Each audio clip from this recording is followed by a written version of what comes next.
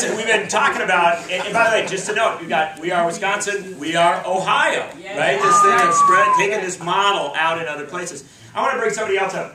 Mary Bell, who introduced it earlier, she's the president of the Wisconsin Education Association Council, and a true hero of this struggle. But I want to say one thing about Mary as I bring up, and that is the thing I really want you to bring in here is we've had this lovely talk about labor rights and solidarity and all these good things, but there's another component of this. This is part of a national austerity agenda that is cutting funding for schools. And your members weren't just fighting for labor rights, they were fighting for basic ability to teach.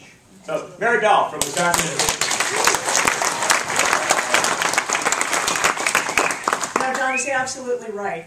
My members love what they do. They're passionate about education, and they are devastated by the policies that are stripping funding from our public schools and handing over to privatization and unaccountable schools the money that used to educate our kids. Yes. We know from the taxation talks that we've had, we know that it is not a lack of funding.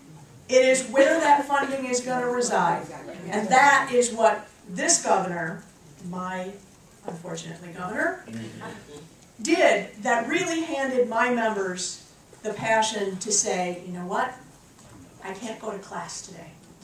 I have to be out on the street because I have to show my students that they're worth fighting for, that they're worth doing something I never thought I would do before. Because not only did he go after collective bargaining, not only did he go after working families, but he went after the education of those working families' kids. Because he handed a huge cut to public schools and handed a huge increase to voucher and private schools. That was the fuel that got people out in Rhinelander. Bruce took a lot of what I was going to say. It was not just people on the streets in Madison. That was the visible part. That's where we could get the media to go. But Rice Lake, Rhinelander, Hart Falls, Platteville, these are little farming communities. And when they saw the people they know and respect, that they're related to, that they go to Kiwanis with, that they do all of those other things, it was small business that said, this isn't right for my community. It was people who have never been in a union who said, this isn't right for my school. It isn't right for my kids. That's our hope. That's what moving forward we need to put together.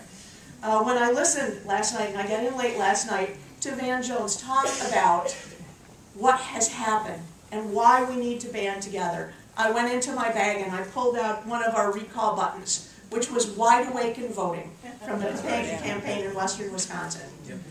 We have allowed ourselves to be divided about things that don't matter, and we have lost the things that do. We have the potential to put that together because we are wide awake, and we will not let those things divide us again. We are Wisconsin, we are Ohio. All of those united campaigns across this country are going to be successful in beating this back because we won't sleep again.